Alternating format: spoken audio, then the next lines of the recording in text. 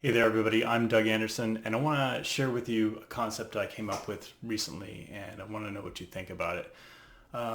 It involves something called zero-knowledge proofs, and which is a mathematical cryptographic technique to basically prove that you know something without necessarily showing all the information, or sometimes it's called selective disclosure. The best way that, or the simplest way people explain it is they take a big piece of cardboard in a Where's Waldo book, and then they put the cardboard over the location where Waldo is, proving that they know where Waldo is, but not giving away his location. You know, the zero knowledge is the location part, but the selective disclosure part is they're selecting to disclose that they know where Waldo is. So we can do this similar sort of thing with lookup, discovery, search, finding people. See, the biggest problem with Web 3.0, in Web 2.0, you can go to a centralized location, you know, a Twitter, an Instagram, a Facebook, and find someone's identification or identity, their contact details. But in Web 3, it's a bit more challenging because everything's kind of decentralized and spread out. But we can use the piece of cardboard and the Where's Waldo technique to do a similar sort of three-step process. So the three-step process is, first you need something to look up. So for this example, I'm going to use my phone number. So my phone number is 555-01234. And so generally I'm in people's contact books and they know my phone number and they know how to find me by my phone number. But let's say I want them to be able to use my phone number to find me in Web 3. We used to say in Web 2A, find me on Facebook. Well, I want you to use my phone number to find me on Web 3.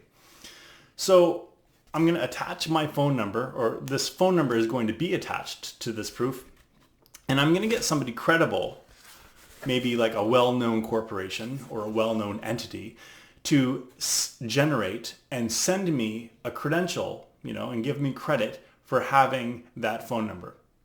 And they know that only I'll receive it because they're going to text it to me, or maybe they're going to pop it in the mail and mail it to me via the post office. But it's going to arrive with me because I'm the only one that has this phone number, or I'm the only one that has access to the mailbox at my house. And so they know that, and anyone using this proof will also know that I'm the only one that has this proof. And then step two is me as the holder. So step one is the issuer. This gets generated and issued to me by a secure mean, like texting it to me or popping it in the mail. And step two is me as the holder. I get to selectively disclose whatever I want to fill in this little box here. Now, instead of disclosing that I know where Waldo is, maybe I want to disclose that I know what an address is that's associated with this phone number. Like, let's say that I spent 20 years in the Navy and I move around a lot, and I want people to know where my address is without having to call everybody up and let them know. I can take this proof and I can put it over 123 Main Street. And now wherever I post that proof presentation on the internet, be it a website, a blockchain, a distributed hash table of nodes that are all connected around, it doesn't really matter where I put it. As long as people know where to look for the proof, they pull the proof up. Well, they know that Well-Known Corp generated the proof, and I trust Well-Known Corp, so let's say that they're good to go. Their word is legit. They know that they know my phone number, so they trust that I'm the only one that had that texted to them, and I'm disclosing to them via the attachment that it's there. So all they need to do is verify that Well-Known Corp issued me this proof, and it's valid, it's verified. That step three is verification. So that's kind of a neat way of using zero-knowledge proofs in a simple three-step process to generate discovery, or, you know, decentralized 411 service.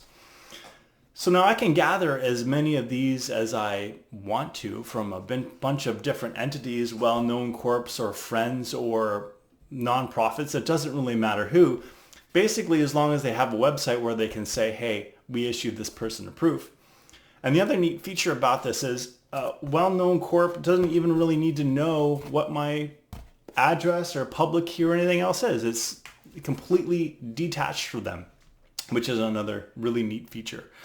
So I'm really excited about this. I'm going to do up a demo to show how this would work with actual functionality in math, but I'm curious to see what you think of it. Is it a zany idea that no one's really going to understand, or does this whole cardboard with the whole technique in it makes sense, I'd be looking forward to your thoughts on this and see if you want something like this implemented out in the future.